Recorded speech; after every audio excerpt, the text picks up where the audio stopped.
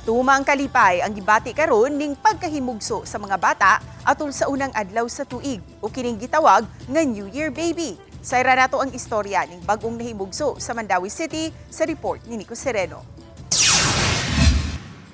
Sa Enero 11 paunta ang due date ni Cindy Alinsunod taga Mandawi City. Maong dakong sorpresa para sa ilang pamilya nga nagbati na siya sugod alas 2 kaganihang kadlawon.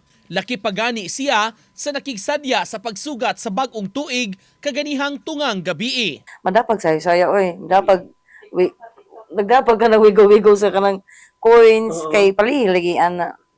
Nya, balot magtuloy nga mao na day today after 2. Kay halos di na maagwanta, dihang mihayag na kaganiha, nakikadto na gyud siya sa paanakan diha sa may barangay Tipolo. Ug mag-alas 8 kaganihang buntag, hingpit nang nahimugso ang iyang bouncing baby girl.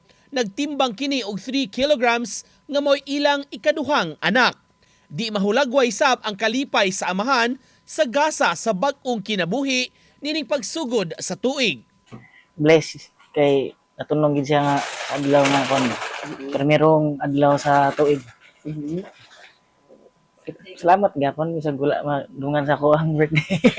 Ang imong birthday kay? January 2. Hayan sa umaabot kuno, mausa na lang gyud ang selebrasyon sa ilang pamilya kay New Year ug mga birthday nila kada buwan sa Enero. Malipayon kay nakita na ng unang kon ba liwat nga babae.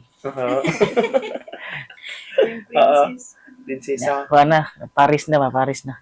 Bisan staff sa birthing clinic nalipay sab kaayo sa pagkatao ni baby. Ma-excite sab gyud kuno sila matag ingon aning panahon nga duna sila'y respondian nga mga nakay. Ma-excited jud ni sir. Kay my New Year baby sir. Then kada New Year na jud mi. Najud mo. Every year na jud mi. Nico Sereno, Balitang Bisdak.